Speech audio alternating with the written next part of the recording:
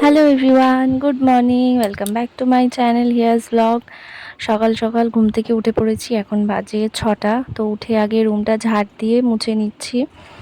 তো এরপরে যাব বাইরে বাইরে যা কাজকর্ম আছে সেগুলো কমপ্লিট করে স্নান করে চলে আসব। তো চলো তোমরা পুরো ব্লগটা দেখতে থাকো, আজকে সারাদিন কি করছি। আমার স্নান করে পুজো দেওয়াও কমপ্লিট হয়ে গেছে। এদিকে হিয়ার বাবা আজকে তাড়াতাড়ি দোকানে যাবে, তাই উঠে পড়েছি। হিয়াকেও তুলে দিয়েছে। তো আগে এখন তোমাদের দাদাভাইকে রুটি করে এনে দিয়ে গেলাম, আর সাথে হিয়াকেও দিয়ে গেলাম যে ওকে একটু খাইয়ে দেবে। আমি এখনও বাকি আছে রুটি করা, সেগুলো করব। তো সকালের খাওয়া দাওয়া কমপ্লিট করে ঝটপট দুপুরের রান্না সমস্ত কিছু জোগাড় যন্ত্র করে নিয়েছি। তো চলো তোমাদেরকে দেখাই আজকে কি কি রান্না হবে। অনেক কিছুই রান্না হবে আজকে। এই যে এখানে পটল আর উচ্ছে আছে, এটা ভাজা হবে। এখানে শাপলা হবে। এই যে এখানে হচ্ছে ভেন্ডি আর আলু ভাজা হবে। আর এই যে ইয়ার জন্য এই তরকারিটা হবে। ওখানে আবার শাপলা ফুল কুচানো আছে, ওটার বড়া হবে। আর সকালে এই যে ডাল হয়েছে। অনেক কিছুই তো রান্না হবে, মানে এই গরমে যত তাড়াতাড়ি সমস্ত কিছু রান্না বান্না করে ফেলা যায় ততটাই ভালো। আর তার উপরে রান্না হবে এত কিছু, তো দেরি করিনি, আর তাড়াতাড়ি করে সমস্ত কিছু রান্না বান্না বসিয়ে দিচ্ছি। তো প্রথমে উচ্ছে আর পটলটা ভেজে নিচ্ছি। আমার রান্না বান্না কমপ্লিট হয়ে গেছে। এই যে পটল ভাজা, উচ্ছে ভাজা হয়ে গেছে, ভেন্ডি ভাজাও হয়ে গেছে, আর শাপলা রান্নাটাও হয়ে গেছে। আর এখানে এখন বড়াটা ভাজছি। তো এখনের মতো রান্না বান্না কমপ্লিট। এখন গুড মর্নিং। কি করছিস তুই?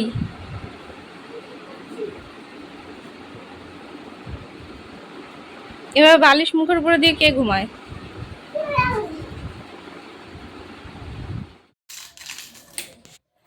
তুই খাবি এটা? হুম।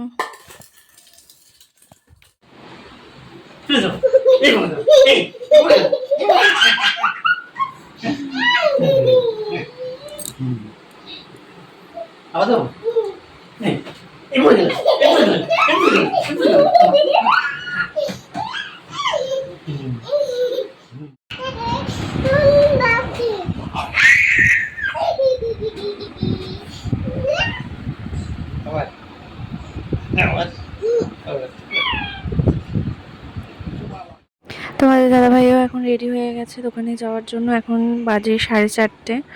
তো বেরিয়ে যাচ্ছে দোকানে। হিয়া ঘুমাচ্ছে এখনো। চা করে নিলাম। তো আগে দাদাকে আর বাবাকে চাটা দিয়ে আসি, তারপরে আমি চা খাবো। চা খেয়ে আর দেরি করবো না, রাত্রে রান্না বান্না বসিয়ে দেবো। এরপরে আবার একটু ঘরে কাজ আছে, তো তাড়াতাড়ি করে নেব। রান্না বান্না কমপ্লিট করে ফ্রেশ হয়ে চলে এলাম ঘরে। বলছিলাম যে কাজ আছে। কাজটা হচ্ছে যে এই আগামীকাল তো মহালয়া, আর আমরা কালকে আগামীকাল সকালে যাব গঙ্গা স্নানে। তো ইচ্ছে আছে যে বড়মার মন্দিরে পুজো দেবো। আগের দিন তো শুধু দর্শন করেই চলে এসেছিলাম, তো জানি না কতটা কি হবে। তো যাই হোক, তো যাওয়ার জন্য এই যে জামা কাপড়গুলো গুছিয়ে নিচ্ছিলাম, যেগুলো স্নান করে পরতে টরতে লাগবে সেগুলো গুছিয়ে রাখছিলাম। আমারটা হিয়ারটা, হিয়াকেও নিয়ে যাব। ওকে যে ঘুম পাড়িয়ে রেখে যাব, ও ঘুমের মধ্যে উঠে যায় বারবার। উঠে গিয়ে আমাকে না দেখতে পেলে ভীষণ কান্নাকাটি করবে, তখন হয়তো সামলাতে পারবে না। তাই জন্য ওকে নিয়ে যাব। প্রথমে ভাবছিলাম যে রেখে যাব, কিন্তু নিয়ে যাব এখন ওকে। যদি আবার পুজো দিই তাহলে আসতে তো দেরি হবে, ততক্ষণও থাকবে না, তাই জন্য নিয়ে যাব সাথে করে। ভোর 5টার সময় উঠে যাওয়ার কথা আছে। তো এখন যতটুকু পারলাম গোছগাছ করে রাখলাম। বাকিটা তোমাদের দাদাভাই দোকান থেকে বাড়িতে এলে ও কি লাগবে না লাগবে জেনে বাকিটা গুছিয়ে রাখবো। তো এখন যাই ওই ঘরে। এই ঘরে এসে একটু টিফিন করে নিলাম। বাবা গতকালকে নিমকিগুলো নিয়ে এসেছিলো, তো এটাই খাচ্ছিলাম এখন। এগুলো কি?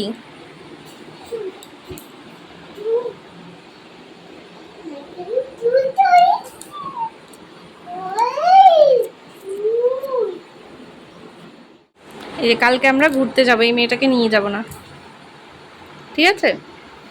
ও এত দুষ্টু, একটাও কথা শোনে না। ওকে নিয়ে যাব না, কোথাও নিয়ে যাব না। থাকবি তো বাড়িতে ঠাম্মির কাছে? থাকবি? কাকার কাছে থাকবি? থাকবি তো? সকালবেলা উঠে কান্না করবি না তো? ঠিক আছে, তাহলে আজকে কাকার সাথে ঘুমাবি, হ্যাঁ? তাহলে সবাইকে একটু গুড নাইট বলে দে।